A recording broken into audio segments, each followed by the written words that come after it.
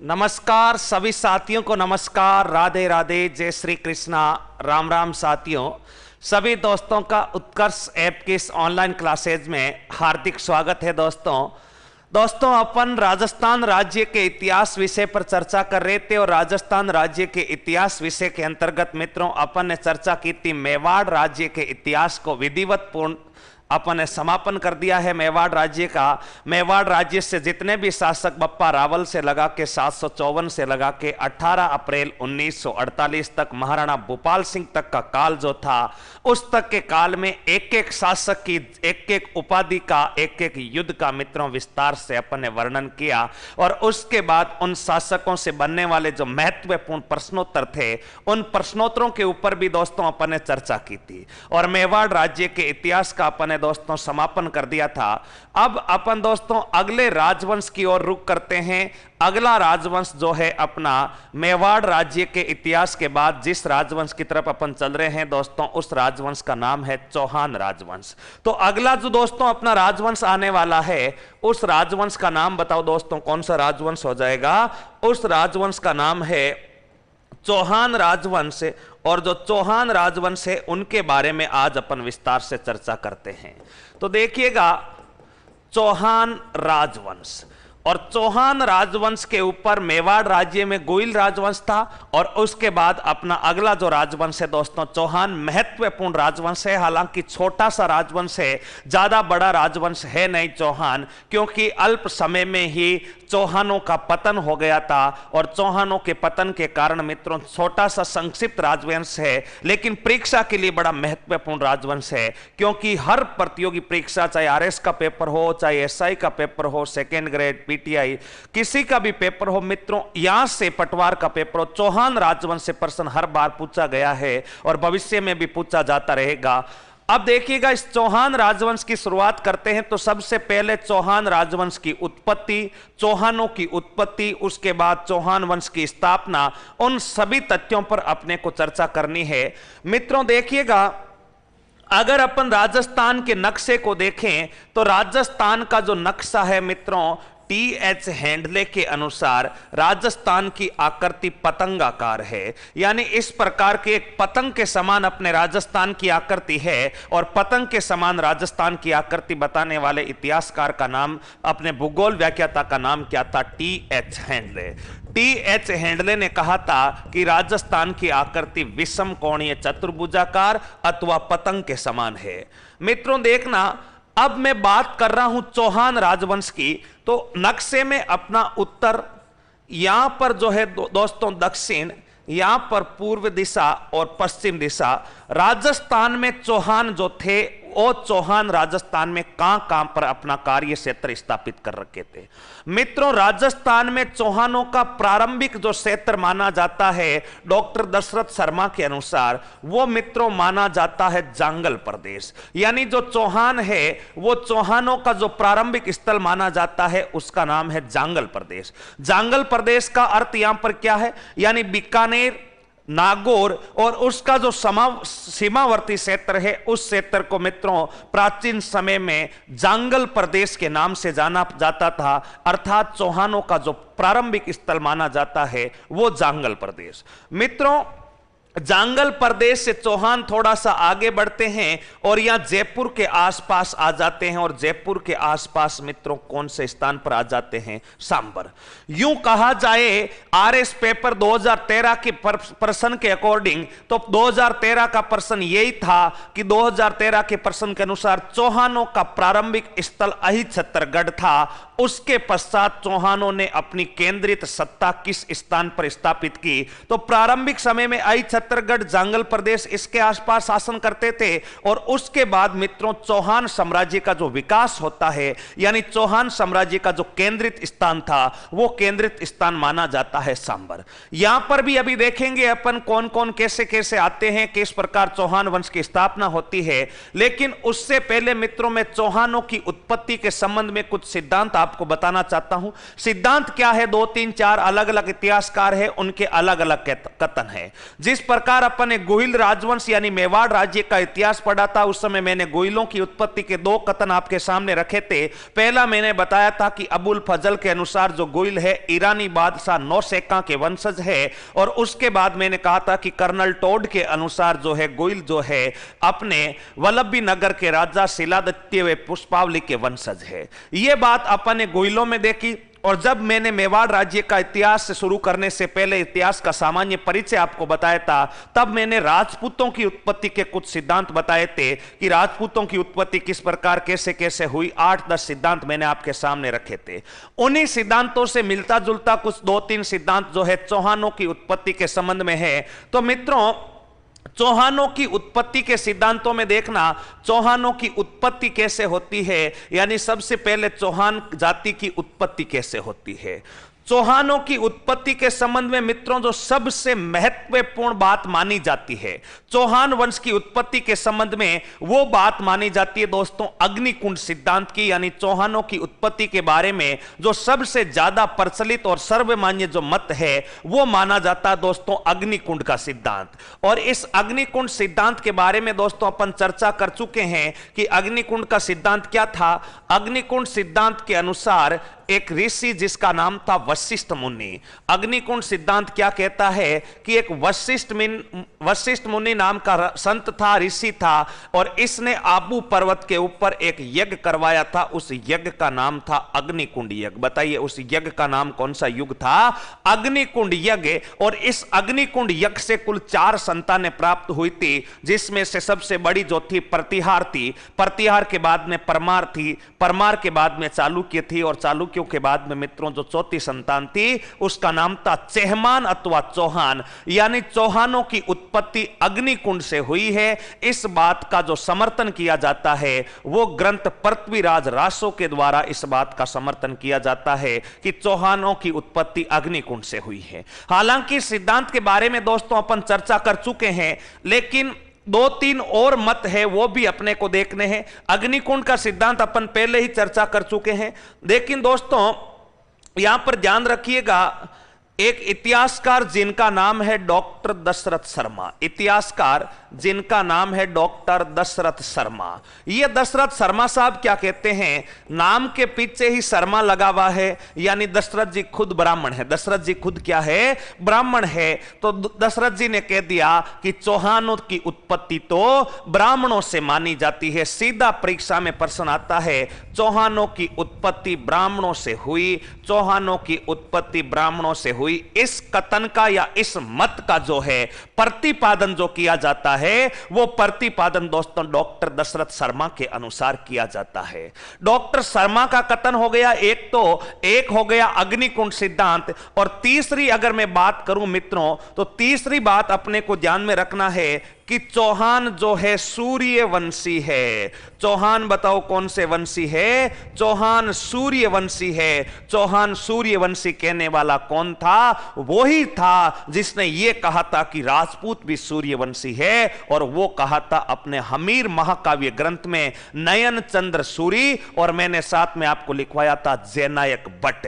जैनायक भट्ट वे नयन चंद्र सूरी के अनुसार जो चौहानों की उत्पत्ति होती है वो चौहानों की उत्पत्ति सूर्यवंशी माने जाते हैं। और मित्रों एक कथन और याद रखना है कि चौहान जो चंद्रवंशी है, मित्रों इस बात का प्रमाण अपने को मिलता है, एक तो हांसी का शिलालेख है, और जो सबसे महत्वपूर्ण शिलालेख है मित्रों अचलेश्वर शिलालेख। बताइए कौन सा शिलालेख है?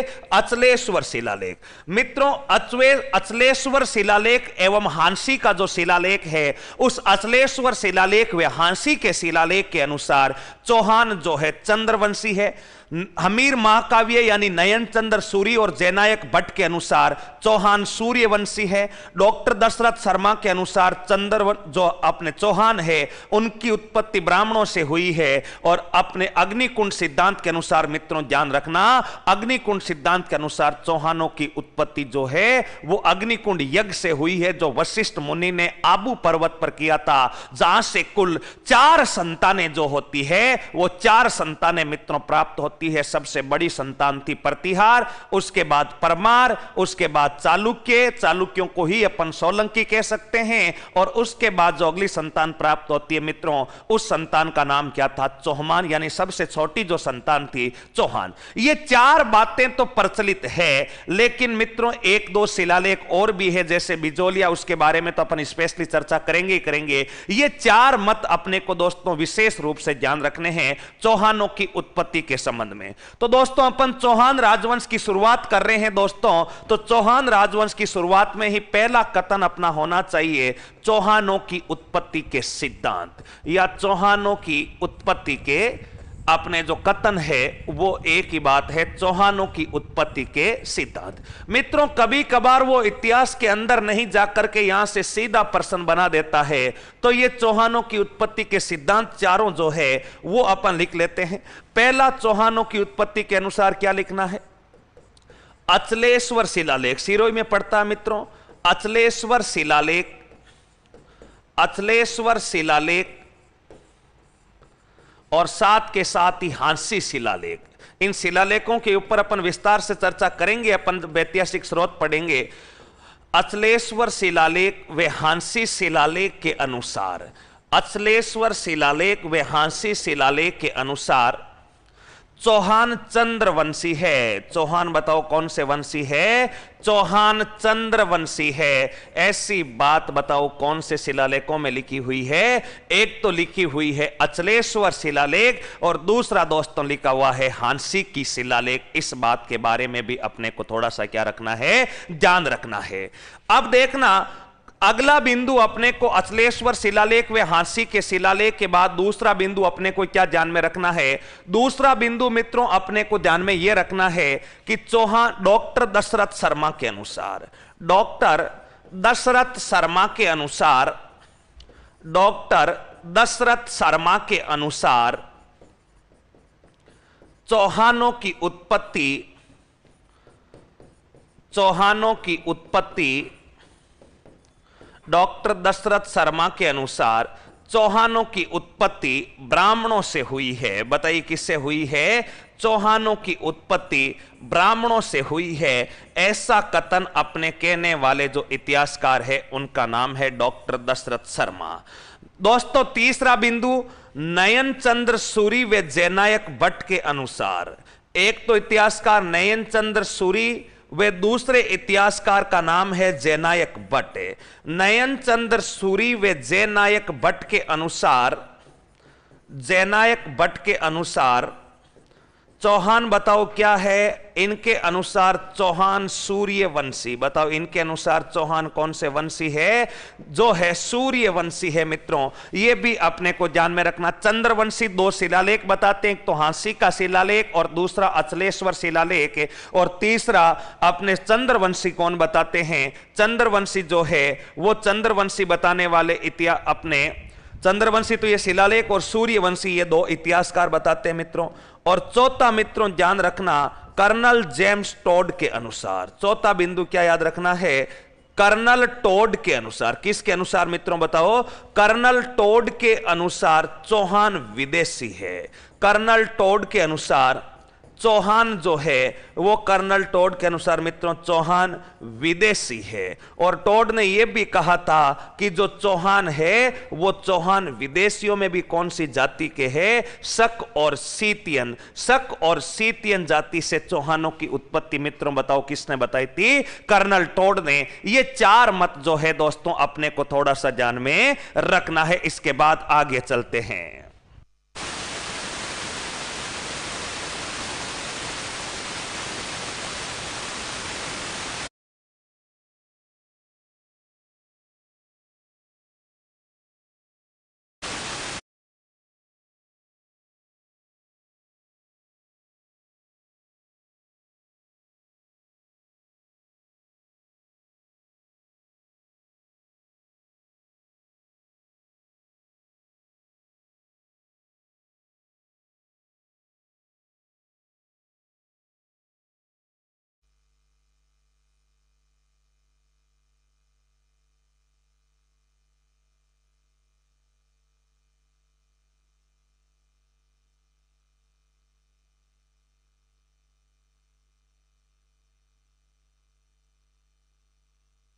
तो ये चार प्रमुख सिद्धांत थे मित्रों। चारों में चारों सिद्धांत अपन ने देखे। एक तो अचलेश्वर शिलालेख के अनुसार और दशरथ शर्मा के अनुसार, और एक दो कथन मित्रों और है। जैसे अगर आपसे पूछ लिया जाए कि बिजोलिया शिलालेख के अनुसार, मित्रों सबसे महत्वपूर्ण जो चौहानों की जानकारी देता है, वो चौहानों की जानकारी बताओ कौन सा शिलालेख देता है? बिजोलिया शिलालेख।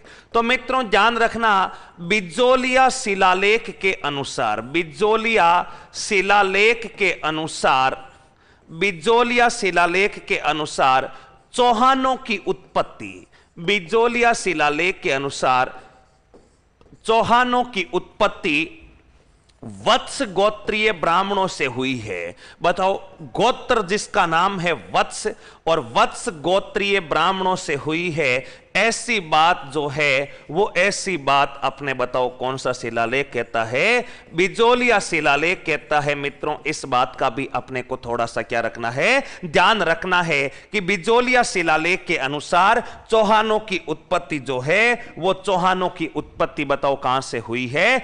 वत्स गोत्रीय ब्राह्मणों से हुई है। और दूसरा और अगला जो कथन है सिद्धांत मित्रों, वो तो अपने को पता ही है, अग्निकुंड सिद्धांत। और अग्निकुंड सिद्धांत के अनुसार दोस्तों अपने को पता है कि ये अग्निकुंड सिद्धांत क्या कहता है। इस सिद्धांत के अनुसार माउंट आबू पर एक यज्ञ हुआ था और इस यज्ञ में 4 संतानें प्राप्त हुई थी, जो अपन पढ़ चुके हैं, प्रतिहार, परमार, चालुक्य और चौहान। वो बार बार लिखने की जरूरत नहीं है। इतना ध्यान रखना, इस ग्रंथ को कौन सा ग्रंथ, इस सिद्धांत को कौन सा रासो मानता है? पृथ्वीराज रासो। और पृथ्वीराज जो रासो है, इस पृथ्वीराज रासो के मित्रों जो रचयिता है, उस पृथ्वीराज रासो के रचयिता का नाम बताइए क्या है? चंद्रबरदाई। यानी पृथ्वीराज रासो के रचयिता चंद्रबरदाई के अनुसार अग्निकुंड सिद्धांत और वशिष्ठ मुनि ने यह यज्ञ किया था और उस यज्ञ से 4 संतानें प्राप्त हुई थी। मित्रों यह चौहानों की प्रारंभिक जानकारी है। चौहानों की उत्पत्ति के बारे में यह भी अपने को ध्यान में रखना है। सबसे महत्वपूर्ण जो इनका शिलालेख है वो बिजोलिया, और बिजोलिया शिलालेख नाम से स्पष्ट है बिजोलिया में होगा। और बिजोलिया दोस्तों कहां पर पड़ता है? भीलवाड़ा में। तो उस शिलालेख के अनुसार मित्रों वत्स गोत्रीय ब्राह्मणों से होती है इनकी उत्पत्ति।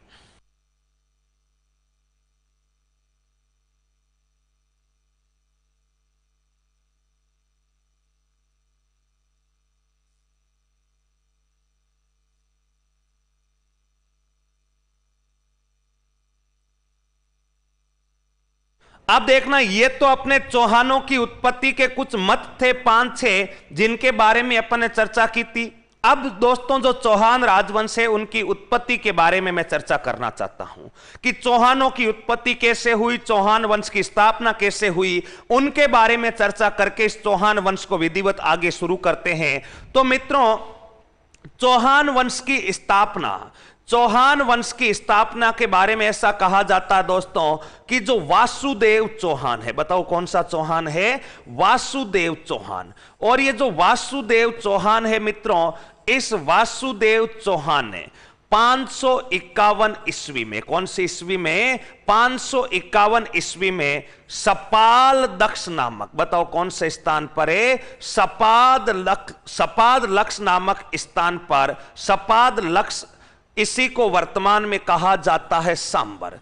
इसी को बताओ वर्तमान में क्या कहा जाता है? सांबर। यानी सपाद लक्ष नामक स्थान पर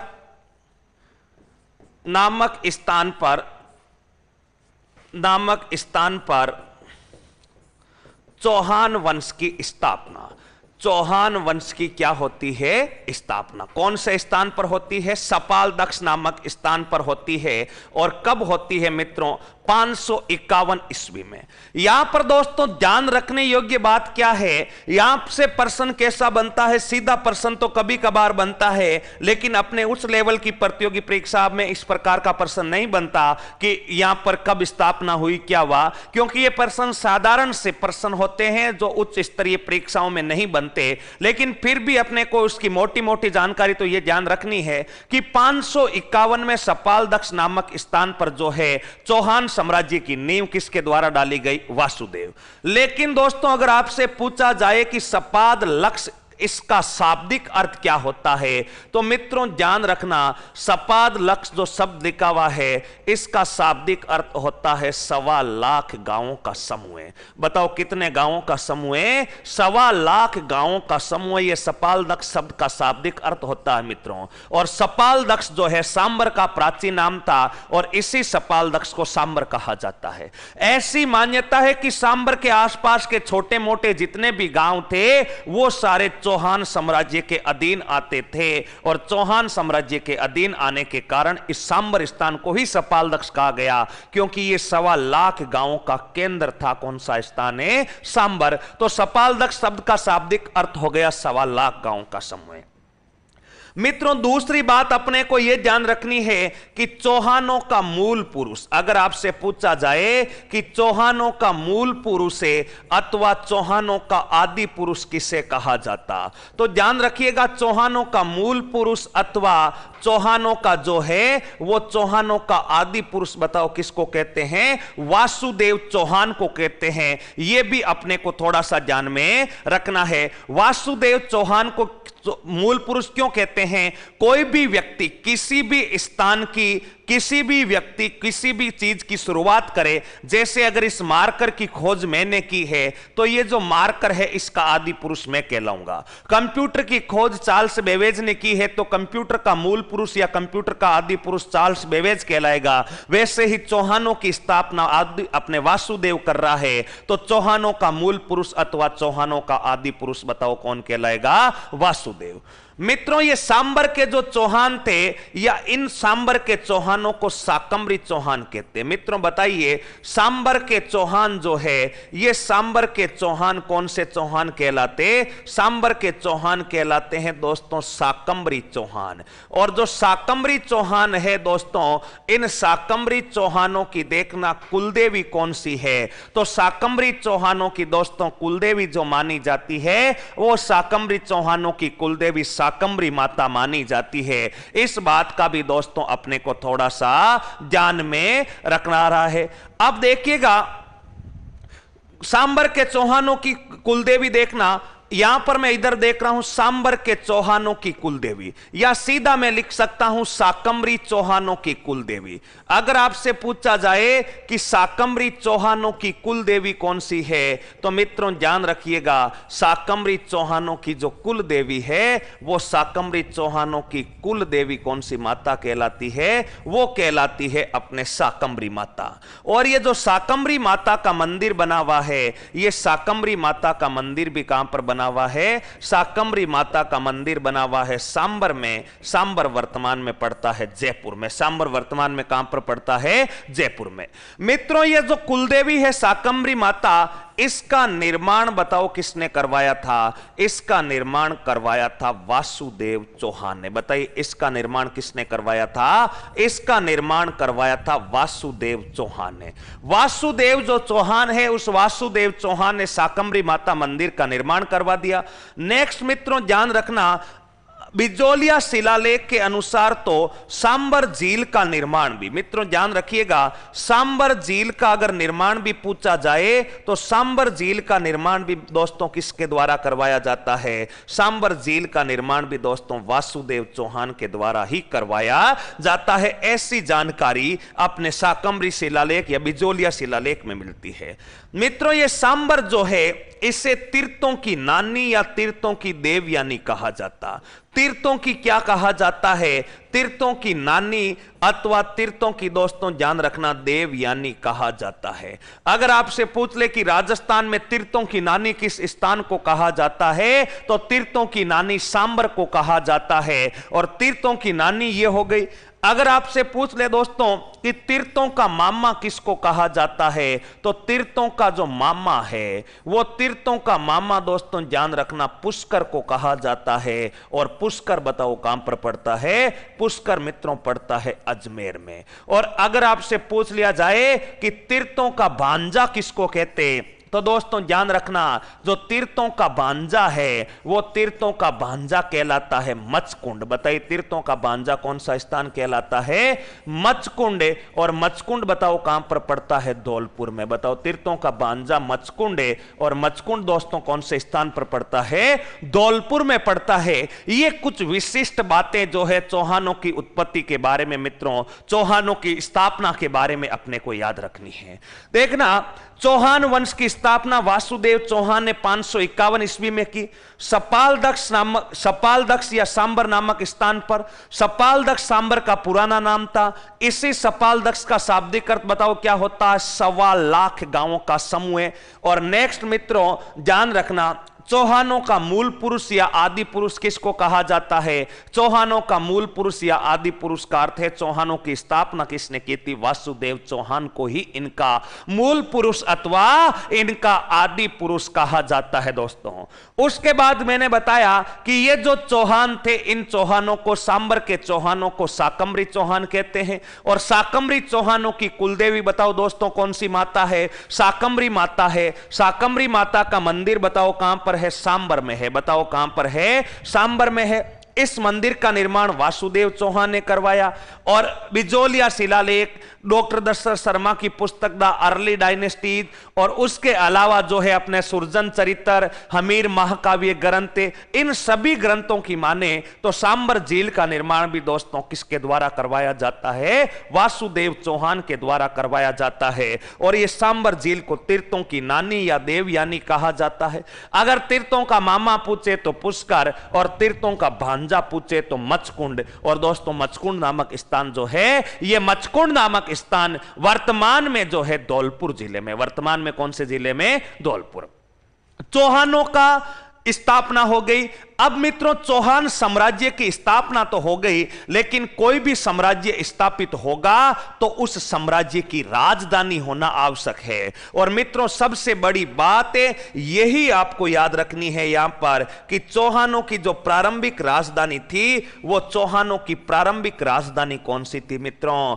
चौहानों की प्रारंभिक राजधानी, चौहानों की प्रारंभिक जो राजधानी है वो चौहानों की प्रारंभिक राजधानी मित्रों अहिछत्रगढ़ है। और अहिछत्रगढ़ वर्तमान में बताओ किसका नाम है? अहिछत्रगढ़ जो है वर्तमान में नागौर को कहते। नागौर का ही प्राचीन नाम था अहिछत्रगढ़। हालांकि इन्होंने नींव सांबर में जरूर डाली थी, लेकिन जो चौहानों की प्रारंभिक राजधानी होती है, वो प्रारंभिक राजधानी यानी इनका जो पूरा कार्य संचालित होता था वो अहिछत्रगढ़ से होता था मित्रों। और अहिछत्रगढ़ बताओ कहां पर पड़ता है? नागौर में। ये कुछ सामान्य जानकारी जो है, ये कुछ सामान्य जानकारी अपने को चौहान साम्राज्य के बारे में याद रखनी है। यहां तक का मैटर बिल्कुल क्लियर होना चाहिए। पहले चौहानों की उत्पत्ति के बारे में 6 सिद्धांत देखे, उसके बाद चौहान वंश की स्थापना कहां पर होती है, तो चौहानों की स्थापना, चौहान की कुलदेवी, ये सारी जानकारी मित्रों पता होनी चाहिए। उसके बाद चलते हैं आगे।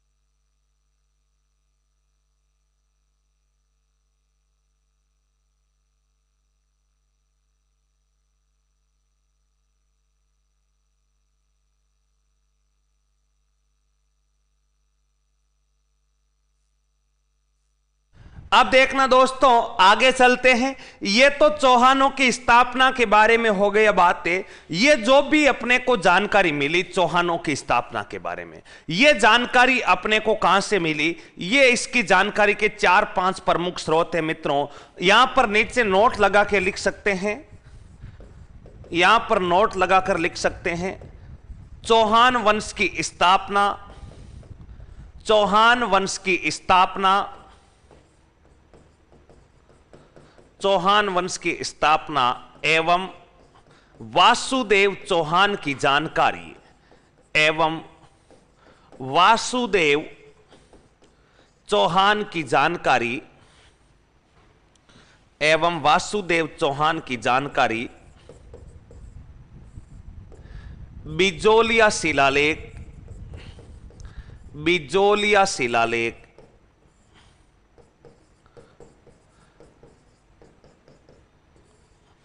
सुरजन चरित्र ग्रंथ जो अपने नयन चंद्र सूरी ने लिखा था, सुरजन चरित्र, हमीर महाकाव्य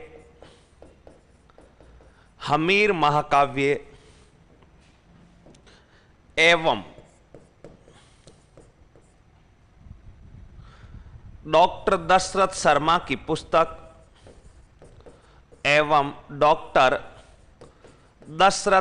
की पुस्तक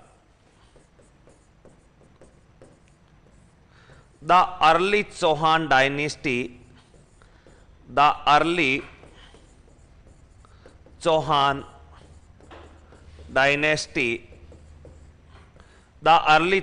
डायनेस्टी में उल्लेखित है। द अर्ली चौहान डायनेस्टी में मित्रों क्या है बताइएगा, उल्लेखित। यानी ये जो भी जानकारी अपन ने पढ़ी है कि वासुदेव चौहान इनका संस्थापक था, ये था, वो था, ये सारी की सारी जो जानकारी मिलती है दोस्तों, वो सारी की सारी जानकारी बताओ कौन सी पुस्तक में मिलती है? डॉक्टर दशरथ शर्मा की जो पुस्तक है द अर्ली चौहान डायनेस्टी, उन पुस्तकों में मिलती है। उपरोक्त जितनी भी जानकारी पढ़ी है वो सारी इसी पुस्तक में मिलती है। अब देखना मित्रों, एक बात यह भी याद रखना है, यहां पर चौहान प्रारंभिक समय में ध्यान रखना, जो चौहान है वो प्रारंभिक समय में गुर्जर प्रतिहारों के सामंत थे। चौहान प्रारंभिक समय में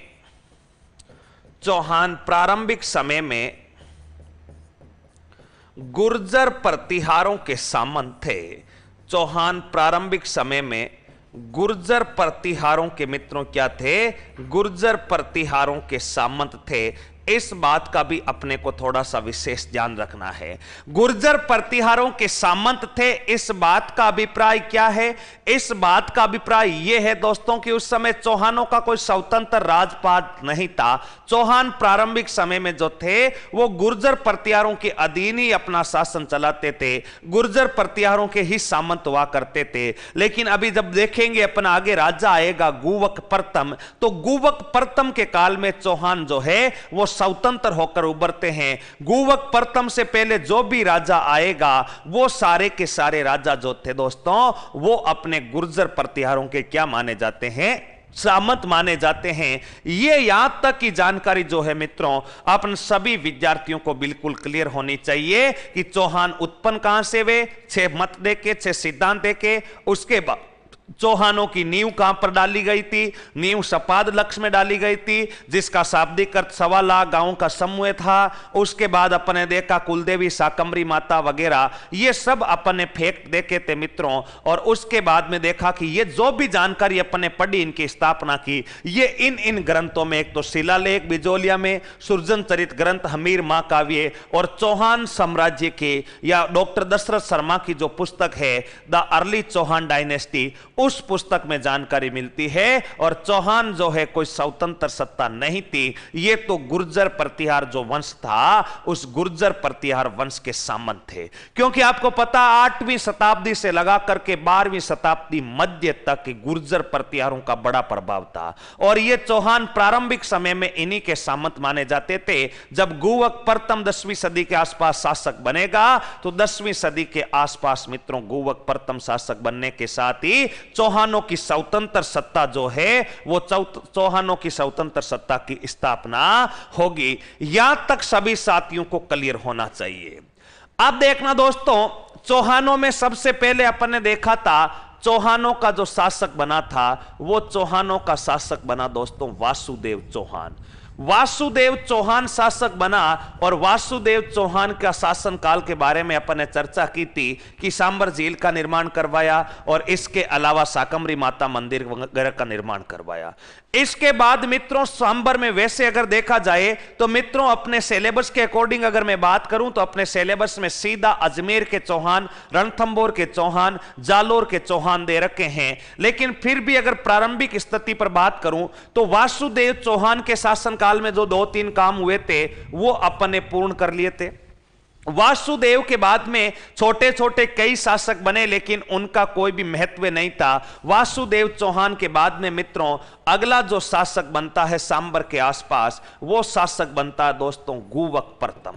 बताइए अगला जो चौहानों का शासक बनता है वो चौहानों का शासक बनता है गुवक प्रथम। और गुवक प्रथम के बारे में मित्रों अपने को ध्यान में रखना है कि गुवक प्रथम जो है इसने चौहान साम्राज्य की स्वतंत्र रूप से स्थापना की। मैं बार बार बता रहा हूं आपको, पर्सन यहीं से बनेगा। सांबर से केवल 2-3 पर्सन ही बन सकते हैं, नहीं तो पर्सन फिक्स है वहां से पृथ्वीराज चौहान से और विग्रहराज चतुर से या हमीरदेव चौहान से या कानरदेव चौहान से वहीं से बनते आए हैं और वहीं से बनेंगे। लेकिन कभी कभार वो उनको छोड़ दे और प्रारंभिक समय से पर्सन बना दे परीक्षा में तो वो यहीं गुवक प्रथम से ही बनाया जाएगा, क्योंकि गुवक प्रथम ऐसा शासक था जिसने इस सामंती व्यवस्था को समाप्त करके चौहान वंश की स्वतंत्र रूप से क्या की थी मित्रों, स्थापना की थी। लेकिन अब देखना इस वासुदेव और गुवक के पढ़ने से पहले चौहानों की साधारण में परिचय और बता देता हूं।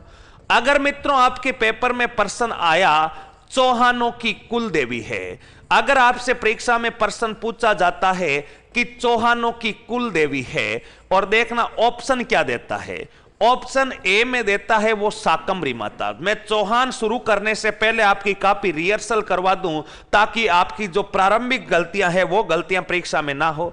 ऑप्शन बे में दे दिया जाए आशापुरा माता, ऑप्शन बे में एग्जामिनर दे दे आशापुरा माता, ऑप्शन सी में दे दे दोस्तों बद्दाणा माता, ऑप्शन डी में दे दे बताओ दोस्तों कौन सी माता, बद्दाणा माता, और ऑप्शन डी जो है यहां पर दे दे दोस्तों जीण माता। अगर इस प्रकार के ऑप्शन दे दे और मान लीजिए कि ये प्रश्न आपके आरएस के पेपर में आ जाए या एसआई के पेपर में आ जाए, सेकेंड ग्रेड के पेपर में आ जाए, पीटीआई के पेपर में आ जाए, पटवार किसी भी परीक्षा में आ जाए और इसी प्रकार का हुबहू प्रश्न कम से कम 7 या 8 बार विभिन्न प्रतियोगी परीक्षाओं में दोस्तों पूछा जा चुका है।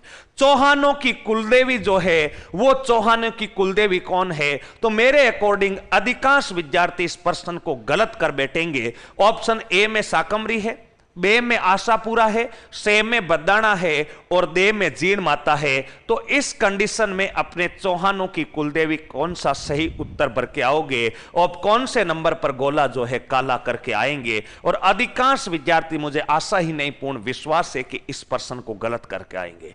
क्यों करके आएंगे? क्योंकि 8 बार ये प्रश्न विभिन्न प्रतियोगी परीक्षाओं में पूछा जा चुका है और हर बार परीक्षार्थी इस प्रश्न को गलत कर देता है। थोड़ा सा समझने की बात है, थोड़ा सा सोचने की बात है, प्रश्न को वो घुमाएगा और घुमाते ही आप भी मित्रों प्रश्न के साथ घूम जाओगे। इस बात का ध्यान रखना।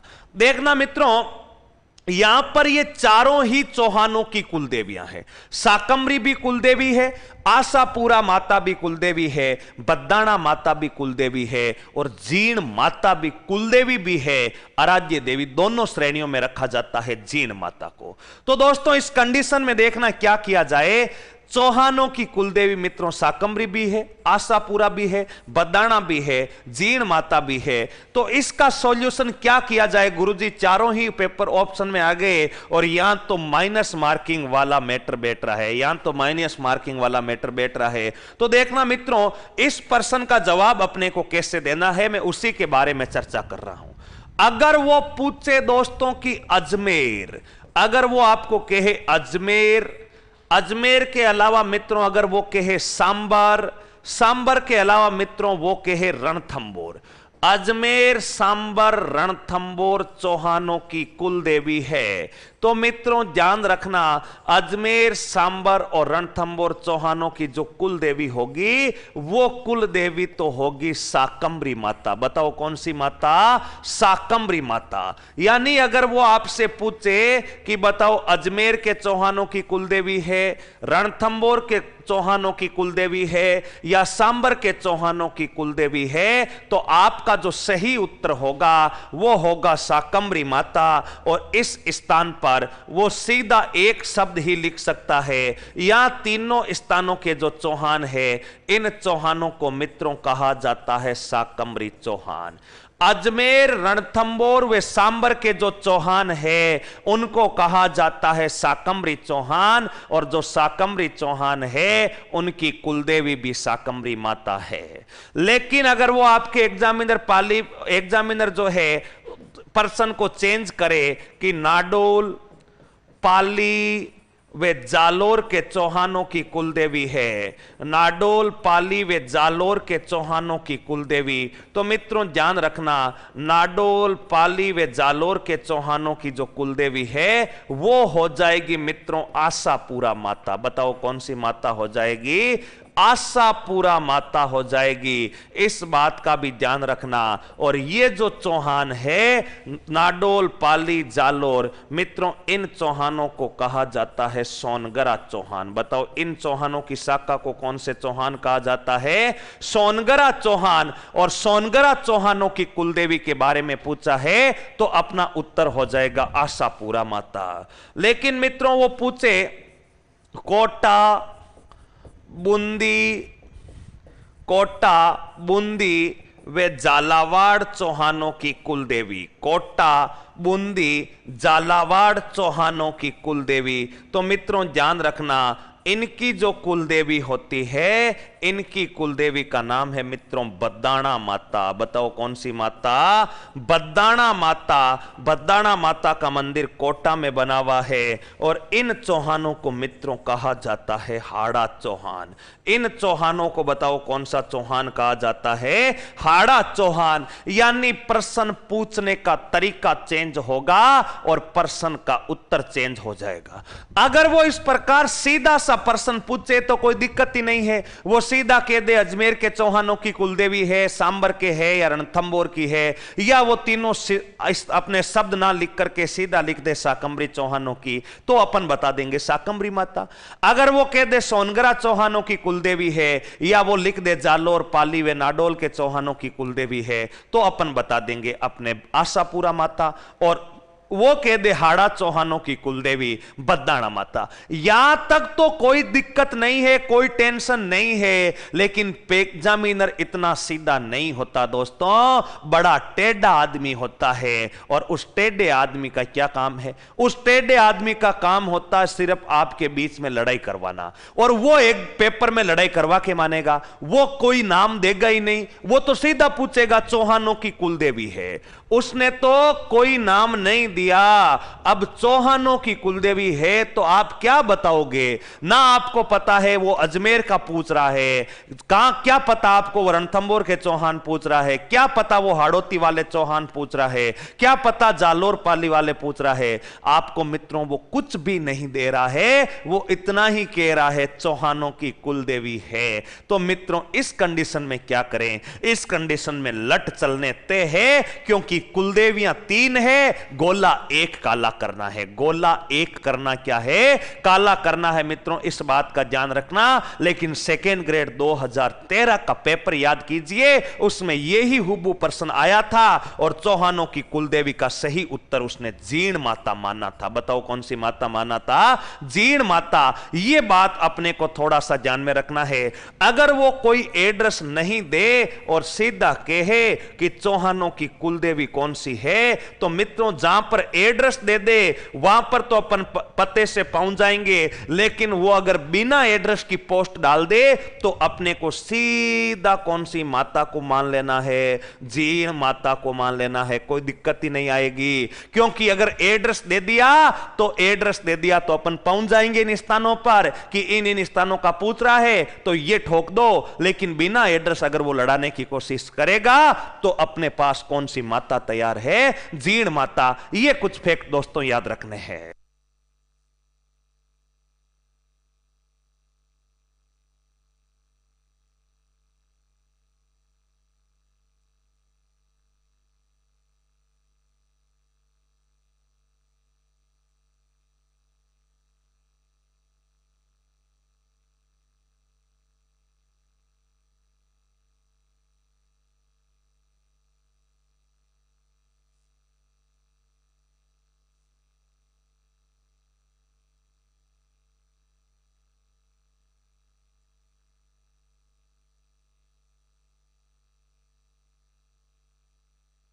यहां तक सभी साथियों को बिल्कुल एक एक फैक्ट क्लियर होना चाहिए दोस्तों। ये चौहानों की कुलदेवियों से वो प्रश्न पूछने का तरीका है और वो प्रश्न पूछने का तरीका है और इसी प्रकार को आपको जवाब देना बिल्कुल सबको क्लियर होना चाहिए।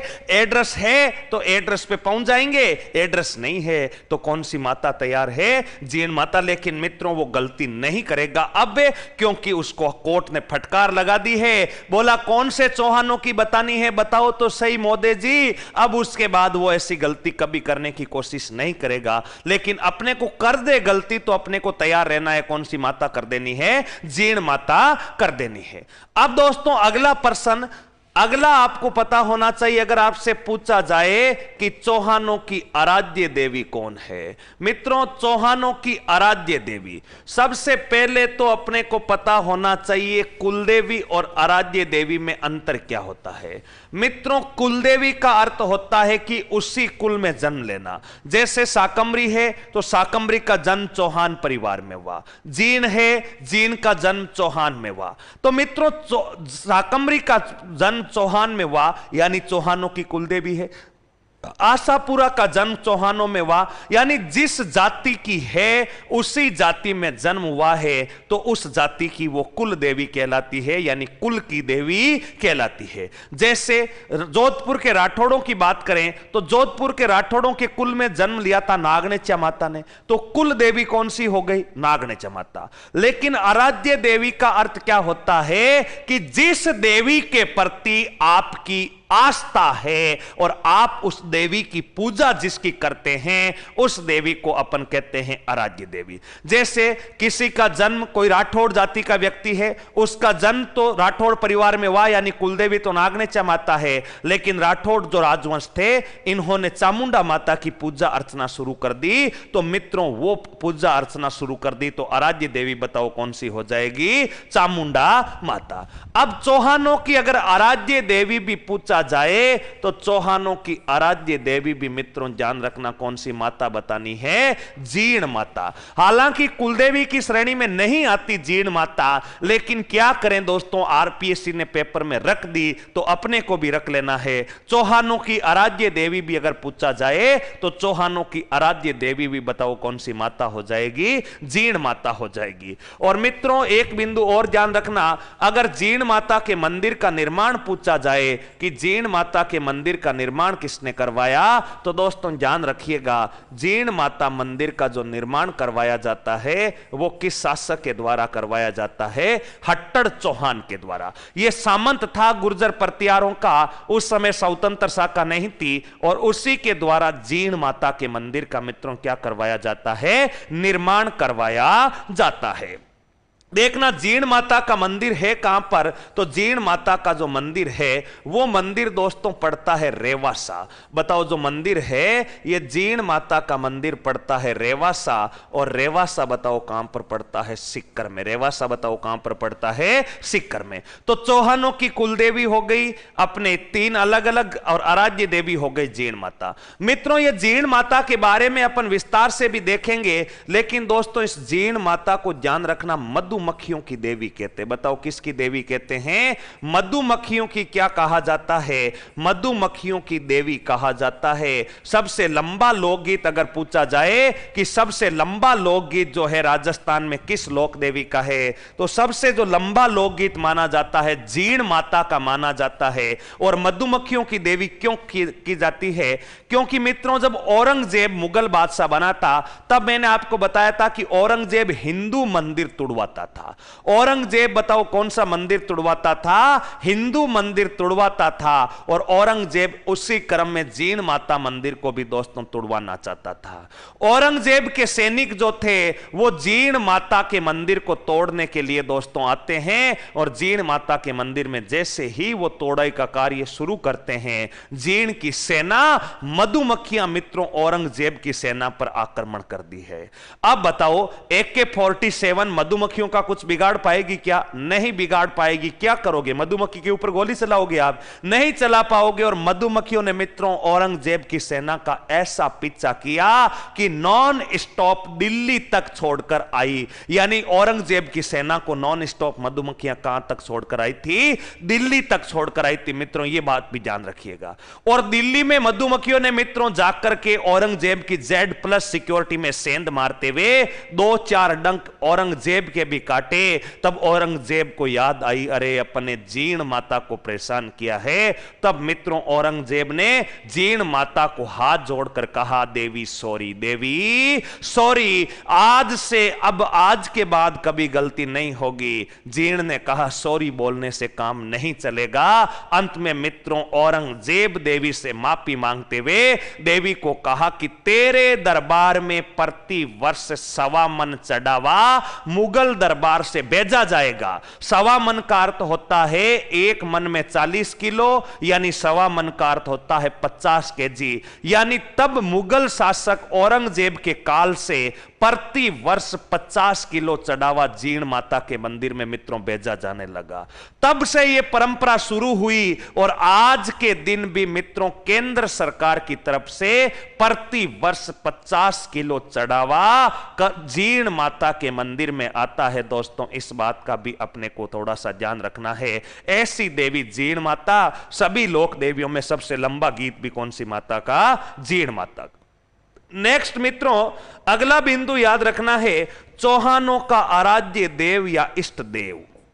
अगर आपसे पूछा जाए कि चौहानों का आराध्य देव अथवा चौहानों का जो इष्ट देव है, चौहानों का आराध्य देव अथवा इष्ट देव कौन सा है, तो मित्रों ध्यान रखना, चौहानों का जो आराध्य देव अथवा इष्ट देव है, यह चौहानों का आराध्य देव या इष्ट देव माना जाता है हर्षनाथ। बताओ कौन माना जाता है? हर्षनाथ। और यह हर्षनाथ मित्रों कोई और नहीं, हर्षनाथ जीण का भाई है। जीण और हर्ष दोनों भाई थे।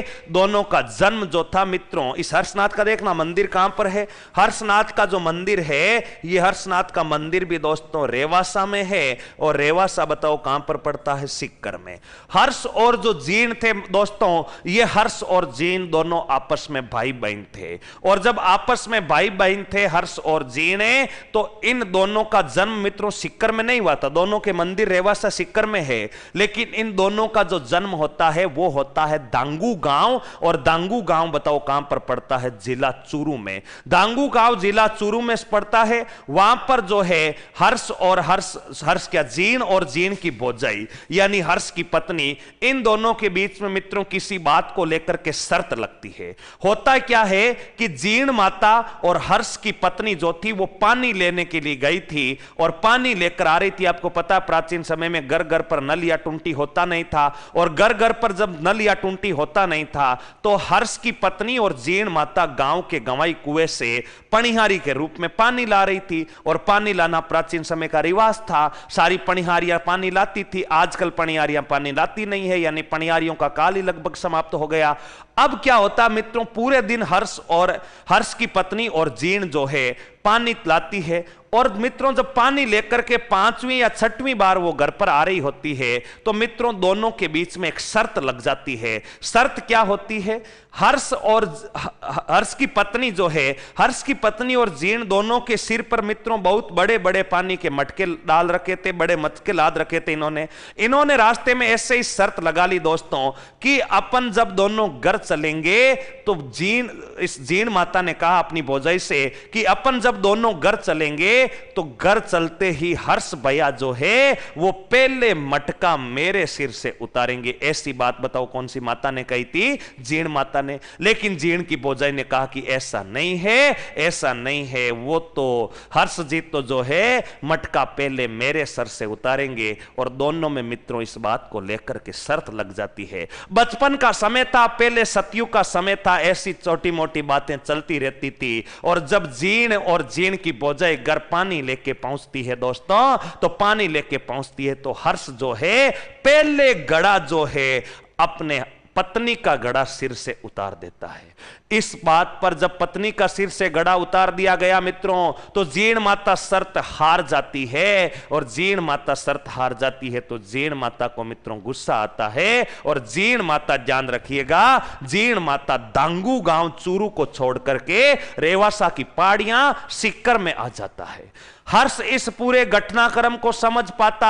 हर्ष कहता कि वाह क्या है, जीण रूठ क्यों गई है? तो हर्ष की पत्नी ने कहा कि हमारे बीच ऐसी शर्त लगी थी और जीण जी जो है, जीण माता जो है शर्त हार गई थी, इस कारण गुस्से में चली गई है। हर्ष को बड़ा अफसोस होता है और हर्ष जो है दोस्तों अपनी बहन जीण को मनाने के लिए रेवासा की पहाड़ियों में आता है। लेकिन जीण जो है यहां पर भक्ति में लीन हो चुकी थी। जीण जो है यहां पर अपने भक्ति के रूप में कार्य करना शुरू कर चुकी थी। हर्ष ने जीण को घर चलने को कहा, लेकिन जीण ने कहा कि अब मैं घर नहीं चल सकती, अब मेरा कर्म भूमि यही है, मैं इसी स्थान पर रह करके तपस्या करूंगी। हर्ष ने कई बार मनाया, लेकिन जीण माता जो है दोस्तों वापस जाने को तैयार नहीं होती। जब नहीं होती तो हर्ष ने कहा अगर जीण तू नहीं जाएगी तो मैं भी नहीं जाऊंगा। और जीण ने कहा कि तू जाए या ना जाए मैं तो नहीं जाऊंगी। और इसलिए कहा जाता है दोस्तों कि जीण माता के सामने ही हर्ष भी भक्ति करने में लीन हो गया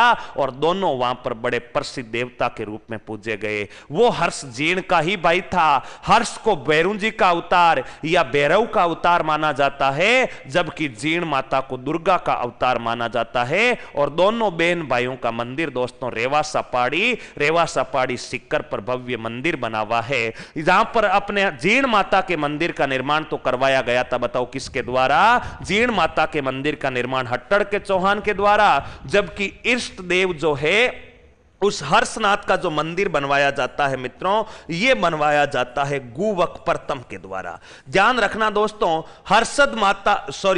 हर्षनाथ जो है उस हर्षनाथ के मंदिर का निर्माण तो किसके द्वारा करवाया गया? गुवक प्रथम। और अपने जीण माता के मंदिर का निर्माण करवाया गया हट्टड़ चौहान। यह है अपने चौहान राजवंश की आराध्य देवी, चौहान राजवंश की कुल देवी। यहां तक का सारा डाटा सभी विद्यार्थियों को दोस्तों क्लियर होना चाहिए।